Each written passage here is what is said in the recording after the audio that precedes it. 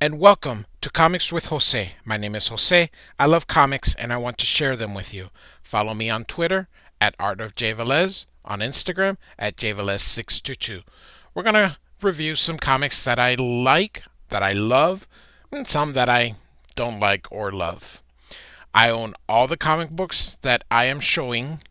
Even though we're going to be looking at them digitally, I actually have copies of every single comic book that we are going to review. Like and subscribe, and thanks for listening. Hello, everyone. Thanks so much for joining me here today as we get to talk about one of my most favorite subjects, comic books. My name is Jose. I love comic books. I love talking about them. I love sharing them. In the links below, you can follow me on any of those social media platforms that you would like. Today, we are going to look at Wildcats and the JLA together from 1997. It was a DC Comics and Image crossover. This is sandwiched in between the early portions of Superman's run, and you can tell because Superman is blue. We all know he goes back to being regular Superman. Grant Morrison is the writer, and this is your penciler, Val Semakes, I think, and Kevin Conrad is the inker. So, this features, of course, Jim Lee's Wildcats. Would have been really cool if Jim Lee would have bothered to draw this, but he did not. So, we start out with Kid Flash running across the countryside, and this is Wally West as Kid Flash, and suddenly he is tripped by an individual here known as Epoch. He is the Lord of Time, and he is going to kill him. However, he is stopped after shooting him by the JLA. This is the current JLA as currently built. There is no Aquaman, but it is the classics per se, minus Aquaman. Here is your people. Pretty straightforward. And so Epoch wants to kill everybody. They have a thing called the like a time cube, a chrono cube, and it allows him. The JLA have it, but he was able to download it, and he uses the energy of a red sun to try and kill Superman. But this is Superman blue, and it doesn't work. And he said it doesn't matter. He will go through time and find a way to kill him. So the JLA use that and kind of go after him, and he's there trying to kill some of the ancestors, and he's just crazy mad with power. Here he is at the time of the crease, and he's just going back and forth between the past and the future. So this Epoch has an advanced technology, and it just ensures him that the suit can keep shifting across time. So you can see here the JSA.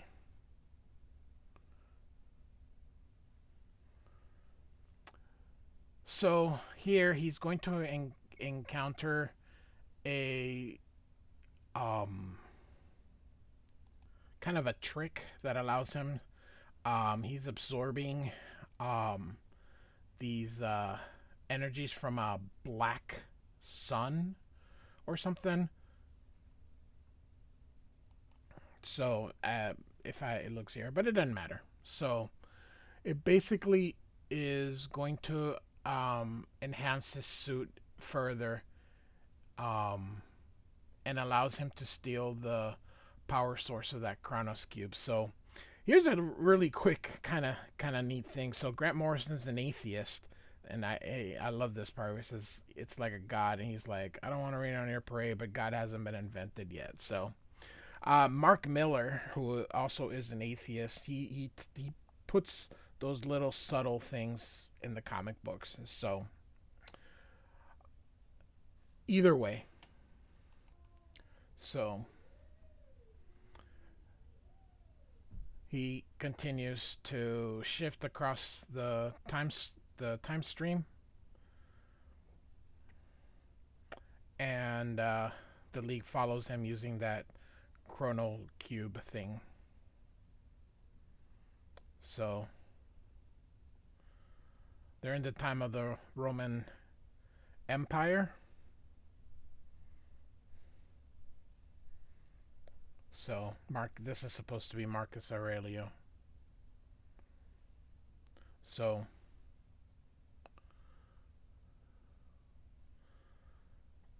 they use the technology basically to try and follow him, but something goes wrong,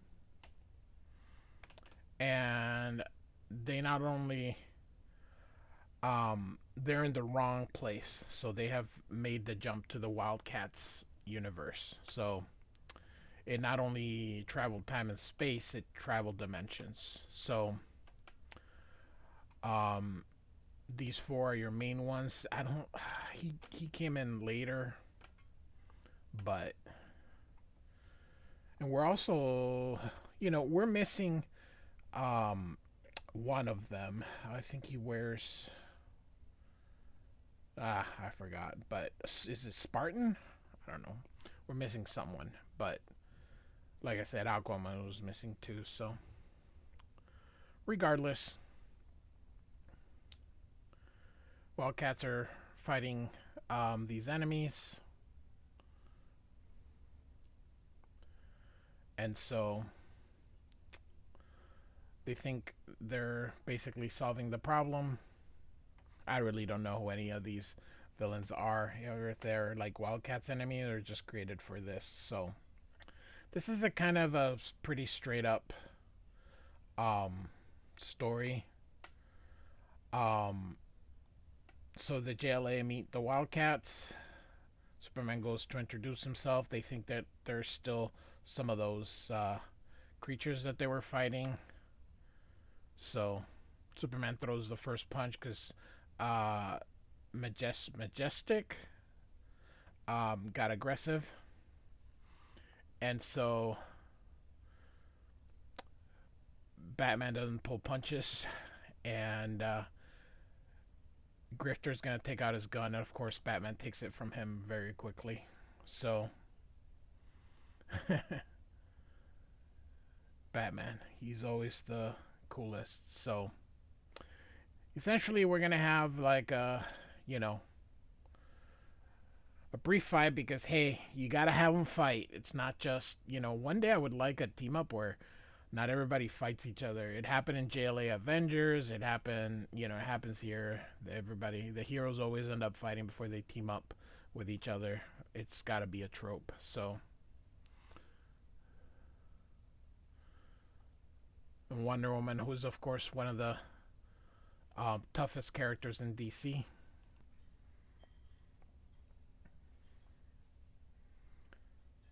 So Jim Lee's Wildcats, um, I have to tell you, I never really read it. I just looked at the pretty pictures.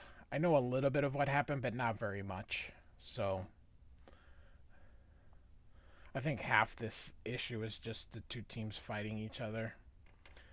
Because it's kind of cool. It's what people like to see. It's how would this superhero group meet or do, when that other superhero group. But the thing is that neither one can win and neither one can lose because that doesn't look good. So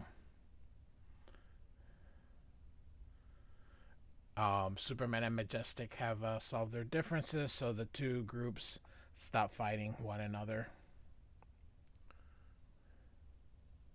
So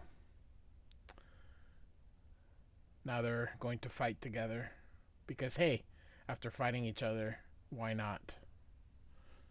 So Void, who's this one here, in case you're not familiar with the Wildstorms, knows that something has happened. that there's a chaotic rift that will destroy both universe. Um, the Wildcats universe and the DC universe. So they will eventually team up with each other to try and stop Epoch.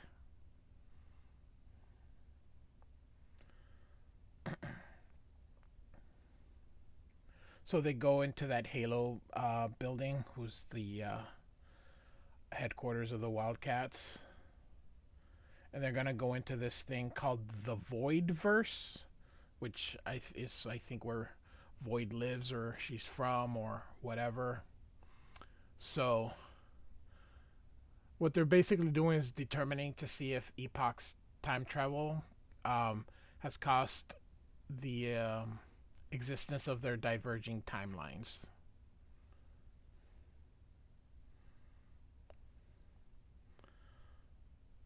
So they come out here, and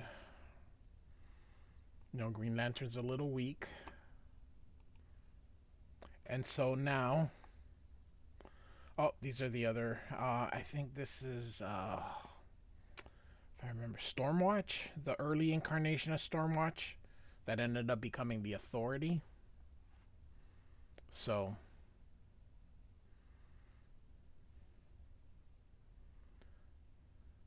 so you can see there's lots of chaos.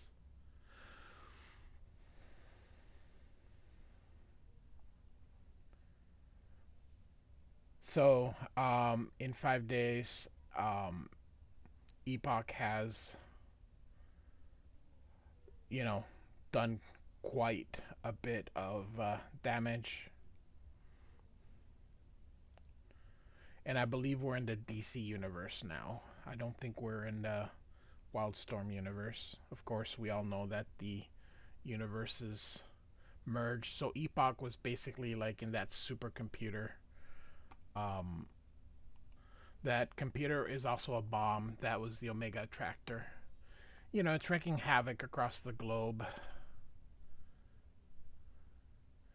It basically allows them to access all the weapons from across all the centuries to deploy them to the present day and enslave the world. And here's Superman all dressed. So it's funny, we spent about half the issue with the heroes fighting each other, and now we're probably going to spend the other half the heroes teaming up against him. So basically, they're going to fix everything.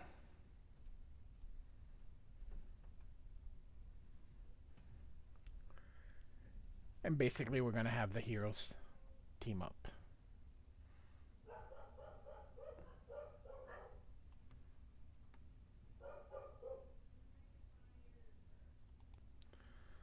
So you probably all heard my little dogs. They're not really that little. Ray, I have Finn and Ray named after the Star Wars, the newer characters. So Ray is my girl dog, and man, she barks so loudly. So Majestic is essentially Wildstorm's version of Superman. There's so many Supermans throughout. The Sentry in Marvel is a Superman. Hyperion also in Marvel is a Superman. Majestic. Supreme from Rob Liefeld's universe. There's so many Supermans.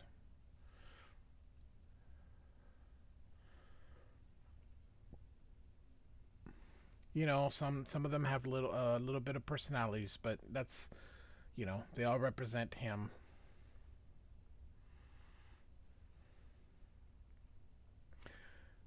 DC eventually, will go back to regular Superman, but as so here we can see the League basically.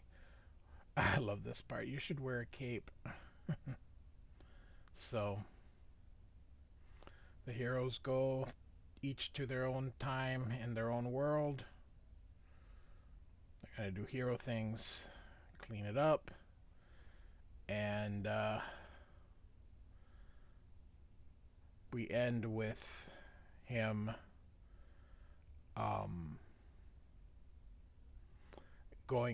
he's basically in the past where he can't cause any damage.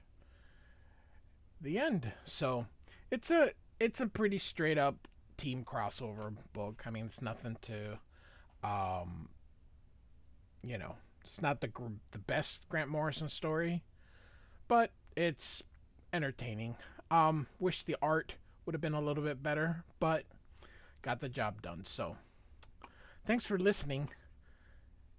Like and subscribe.